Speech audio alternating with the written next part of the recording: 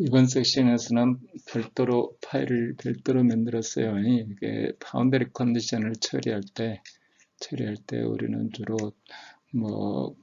앞으로 실습할 거나 이런 것들은 전부 그냥 사각형이 이렇게 사각형에서 그냥 직각격자계로 그냥 직교 XY 좌표 또는 IJ로 이렇게 하는 문제들을 다루는데 아까 이 장에서 유한 차분식 만들 때 다항식으로 하는 그 차분식을 만들었어요.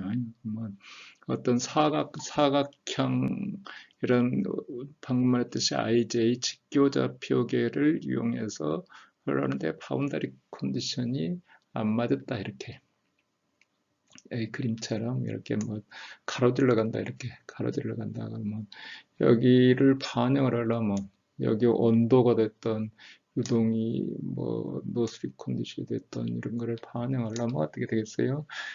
뚝뚝 떨어져 있으니까 여기 폴리노미널로 이렇게 하는 수밖에 없죠. 이렇게 거리 간격을 이렇게 고려해서 이 점에서 어떤 미분값을 만들려면 이 아래치를 위에 뚝 정규 격자로 떨어져 있는 자리가 아니고 여기서 여기 치를 이렇게 반영해야 되겠죠. 여기서 여기 치를 이렇게 여기를 반영하려면 또 어떻게 돼요? 여기를 반영하려면 또 여기를 이렇게 해야 되겠죠. 이 옆에 치를 여기 가운데점을 반영할 때는 어떻게 돼요? 이거는 이제 방금 우리 했듯이 지금까지 했던 방법 그대로 하면 되죠. 자, 해서 이렇게 이레귤러 바운더리 일 때는 그렇게 복잡한 과정을 거쳐야 되는데 그렇다 그러면 이게 이 포인트를 찾으려면 또 한참 인터폴레이션을 막 해야 되죠. 바운더리 컨디션에서 인터폴레이션 해줘야 되고 이제 아주 프로그램이 복잡해지죠. 근데 이제 그렇게 하지 않고 실제는 그렇게 하지 않고 다음 같은 방법으로 씁니다. 우리가 어떤 격자계를 여기도 제대로 바운다리가 만약에 자 XY 좌표에서 실제 이렇게 바운다리가 여기 이렇게 딱 이렇게 휘어져 있는 거다 이거예요. 이렇게 휘어져 있는 거를 우리가 이렇게 XY 좌표죠. XY 좌표에서 이렇게 바운다리가 이렇게 휘어져 있다. 휘어져서 또는 더 복잡하니 또는 우리가 에어포일 그러면 이거 사각격자기에다 넣어놓고 풀려면 이거 쉬운 일이 아니에요.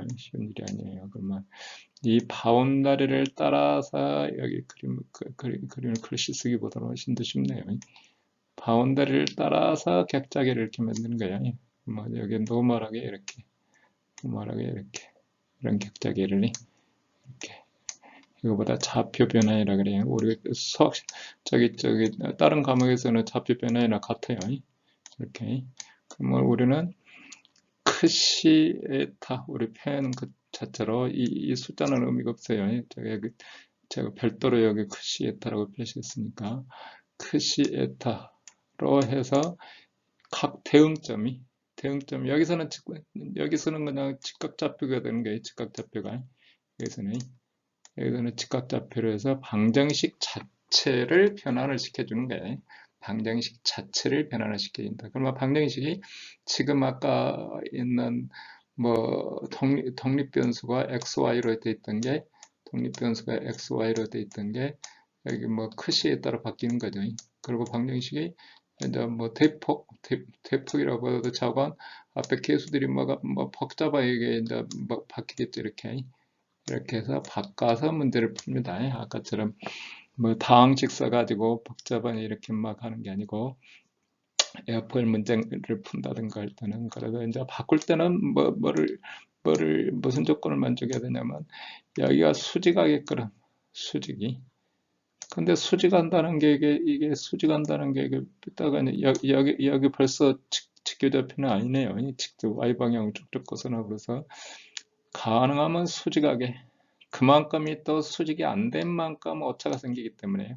수직이 안 된 만큼 오차가 생기기 때문에 직교좌표계로 변환을 하도록 노력을 해야 된다는 거죠. 변환을 하도록 노력해야 된다. 근데 이제 우리가 이번에 수업 시간에는 이렇게 좌표 변환까지 하는 문제를 다루지는 않아요. 다루지는 않는데 우리 저기 뭐 에디슨 프로그램이나 보면 뭐 그리드 형성하는 데 있죠. 그리드 형성하는 파트, 격자계 구성하는 파트는 전부 이런 좌표 변환 과정을 거쳐서 하는 겁니다. 좌표 변환 과정을 거쳐서 뭐 격자기를 구성해야 그 다음에 이제 저기 뭐 그럼 뭐 이퀘이션도 좌표 변환된 이퀘이션을 푸는 거예요. 좌표 변환된 이퀘이션을 거기에 대응 그러니까 물론 각 점이 대응하게끔 돼 있죠. 각 점에 대응하게끔. 그래서 우리는 이제 이런 좌표계를 가지고 변환해서 풀거나 또는 이렇게 이제 또는 우리 뭐 저기 이제 비정렬 격자기 이거는 이제 아까는 이제 정렬 격자기 정렬되어 있는 거고 이거는 비정렬 격자기라고 그래요. 비정렬 격자기. 우리 고도역학에서 저기 그 FEM 할 때는 전부 이렇게 구성해서 이렇게 언스트럭처 그리드를 만들어서 푼다 이거죠.